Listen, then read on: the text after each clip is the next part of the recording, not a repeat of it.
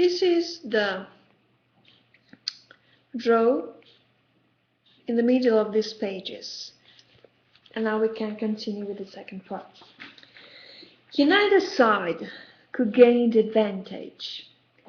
At one stage in the battle, Zeus succeeded in freeing the 100-handed giants from the depths of the earth, where Cronus had left him lying because he feared their mighty power. Now these mountain-high giants threw themselves into the struggle. The Titans fought back with savage intensity, and the earth was so shaken that time and again it split open, revealing the very depths of Tartarus. The destruction reached its climax, however, when Titans, giants, and the Olympian gods fought hand to hand. A terrible earthquake tossed everything into confusion.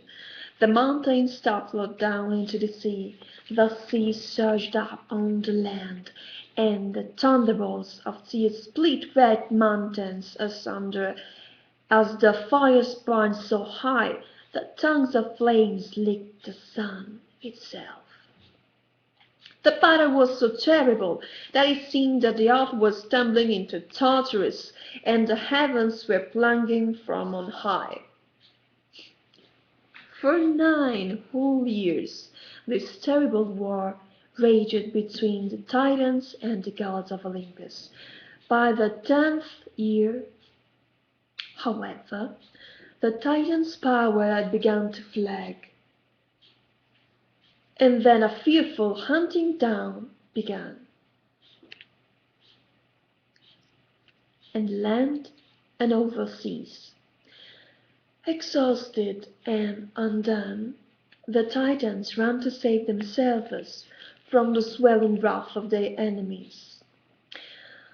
From the farthest limit of the ocean to every far-flung corner of the earth, the gods pursued them, bringing the destruction of war even upon what had as yet remained unarmed. Finally, the fleeing Titans found themselves once more in Greece. It was from here they had set out, and it was here they were to meet their end. In a final, mighty surge, the gods of Olympus threw themselves upon the Titans like an all-destroying hurricane. The Titans fought back like wild beasts at bay. Earth and sky mingled, fire and water locked in struggle, and day and night could no longer be torn apart. And as if chaos and destruction were not enough, the 100-hand giants picked up 300 rocks as huge as mountains and hurled them in a single volley at the Titans' camp. The world had never known a bombardment such as this. And afterwards, when the trembling of the earth stopped, a strange silence spread over everything. The fighting was over, the enemy was beaten. Such was the battle with Titans, the greatest war the world has ever known. And although it may sound like pure fantasy, it seems to point to some fearful catastrophe which really occurred. If on your travels in Greece you should come across mountains split asunder and others tumble down into the sea, remember that legendary battle. Perhaps the destruction we now know to have been wrought by earthquakes and natural subsidence was the same that inspired the storytellers of old to create the myth of battles of the Titans. But our story does not end here.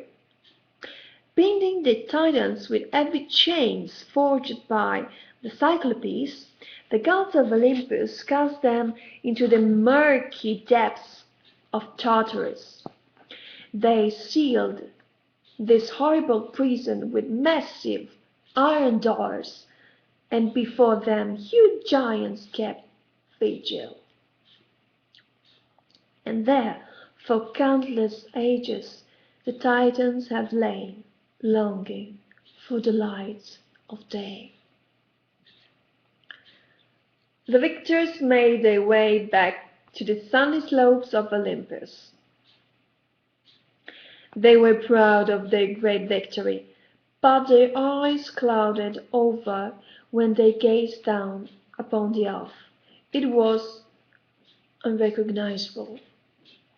Nothing had been left standing in the appalling struggle. The gods would have a hard task to restore the world to its original